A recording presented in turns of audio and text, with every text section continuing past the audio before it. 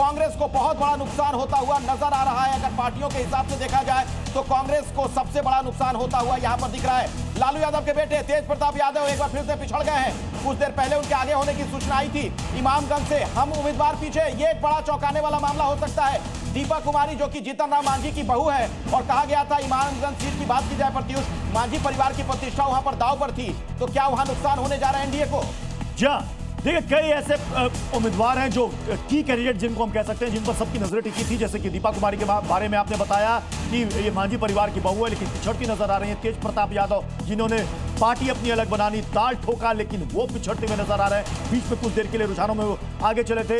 इमामगंज से हम की उम्मीदवार इस वक्त दीपा कुमारी पीछे चल रही, लेकिन नीतीश सरकार के जितने मंत्री हैं, ज्यादातर 12 से ज्यादा मंत्री वो बढ़त बनाए हुए हैं। दो मुख्यमंत्री, चाहे वो विजय सिन्हा हो या सम्राट चौधरी हो, दोनों अपनी सीटों पर आगे चल रहे हैं। विजय सिन्हा जो चौथी बार जीत के प्रति आश्वस्त है, 3 बार लगातार चुनाव जीत चुके हैं। सम्राट चौधरी 15 साल के बाद, 2010 के बाद 15 साल के बाद चुनावी मैदान में है, यानी कि अब विधानसभा का चुनाव लड़ रहे हैं। उन्होंने भी बढ़त बना ली है। सीट हालांकि उनकी बदली गई है, तारापुर से लड़ रहे हैं। इससे पहले वो परबत्ता से चुनाव जीता था उन्होंने। 140 सीटों पर एनडीए इस वक्त आगे चल रही है और 90 से 92 हो गया है महागठबंधन का आंकड़ा। अखिलेश, रुझानों के मुताबिक एनडीए की सरकार बनती हुई नजर आ रही है, स्पष्ट बहुमत के साथ, एक बड़े मार्जिन के साथ बीजेपी बिहार में जीतती हुई नजर आ रही है। ये रुझान है, नतीजे नहीं है, ये साफ कर दूं मैं, लेकिन आरजेडी प्लस पिछड़ता हुआ दिख रहा है। यहां पर फिलहाल 92 प्रत्याशी ही आरजेडी प्लस के आगे चल रहे हैं और कांग्रेस को सबसे बड़ा नुकसान होता हुआ दिख रहा है।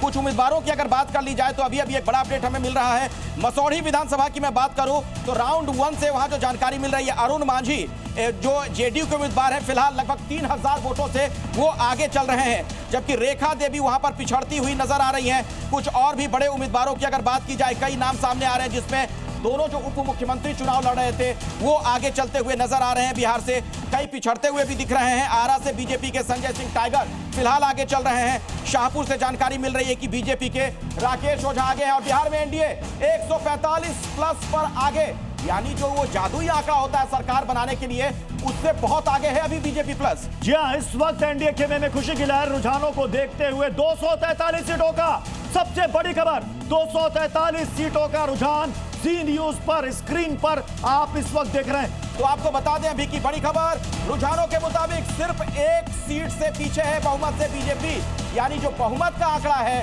जो जादुई आंकड़ा प्रत्युष कहते हैं, उसके बिल्कुल करीब पहुंच चुका है एनडीए। बिल्कुल एक सीट का बस फासला रह गया। 122 यानी कि जादुई आंकड़े को टच कर लेगा एनडीए। अब देखना है कि वो जादुई आंकड़ा कितनी देर में सामने आता है, लेकिन इस वक्त एनडीए के चेहरे पर जितने भी उम्मीदवार हैं, पार्टियां, सबके चेहरे इस वक्त खिले हुए नजर आ रहे होंगे। 121 सीटों पर एनडीए ने बढ़त बना ली है। एक सीट का मात्र फासला रह गया जादुई आंकड़े से, लेकिन जल्दी से आप देखिए महागठबंधन की भी सीटें बढ़ती नजर आ रही है। 80 से 81, 81 से 82 सीटों पर महागठबंधन के उम्मीदवार भी इस वक्त बढ़त बनाए हुए हैं। शोभना, तो देखिए लखीसराय से विजय सिन्हा आगे चल रहे हैं। बिहार के दोनों डिप्टी सीएम इस वक्त आगे चल रहे हैं। तारापुर सीट से सम्राट चौधरी इस वक्त आगे चल रहे हैं और ये देखिए आप 121 यानी कि बहुमत के आंकड़े से अब केवल एक सीट पीछे है रुझानों में बीजेपी प्लस 86। अनुराग, इस समय आपको ग्राफिक्स दिखाने चाहिए बिहार के विकास की कहानी बताते हुए। ये ग्राफिक्स है किस तरीके से हाईवे पर गाड़ियां दौड़ रही हैं। बिहार के दोनों उप मुख्यमंत्री आगे चल रहे हैं।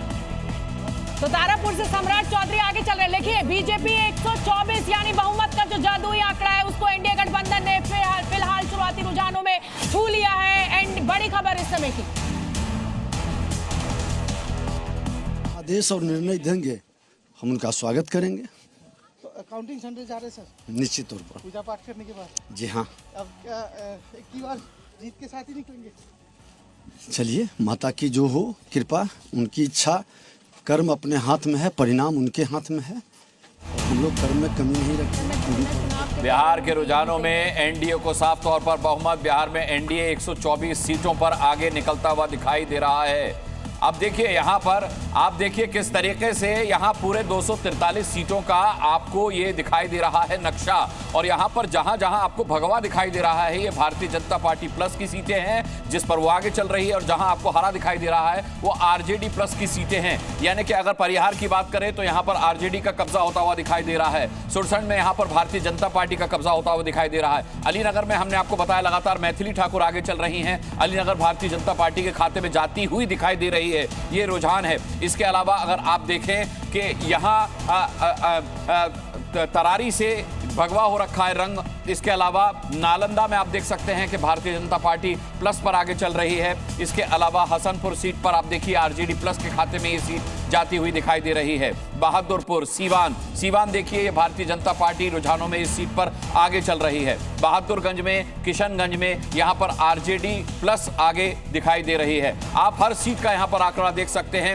अब ये जो है ये पूरी तरह से भगवा हो जाएगा या हरा होगा, दावे अपनी अपनी तरफ से हैं। अभी आप देख सकते हैं लगभग एक सा हिसाब किताब है, क्योंकि 126 सीटों पर भारतीय जनता पार्टी प्लस आगे चल रही है और 90 सीटों पर आरजेडी प्लस आगे चल रही है। यहां कुल मिलाकर के 126 सीटों पर भारतीय जनता पार्टी प्लस समय की आगे बड़ी चल रही खबर है। अनुराग जल्दी से बताते, 222 सीटों का रुझान मिल गया है। 126 के साथ एनडीए गठबंधन जो है फिलहाल शुरुआती रुझानों में सरकार बनाता हुआ दिखाई दे रहा है। हालांकि आरजेडी भी बहुत तेजी से आगे बढ़ रही है। महागठबंधन 90 सीटों के साथ, डिफरेंस जो है वो अभी भी 30 से 32 सीटों का लगातार बन रहा है। लेकिन अगर हम आरजेडी की बात करें तो 76 सीटों के साथ आरजेडी सिंगल लार्जेस्ट पार्टी बनती हुई यहां पर दिखाई दे रही है। प्रत्युष, जो सबसे बड़ी खबर इस वक्त आपको बता देते हैं।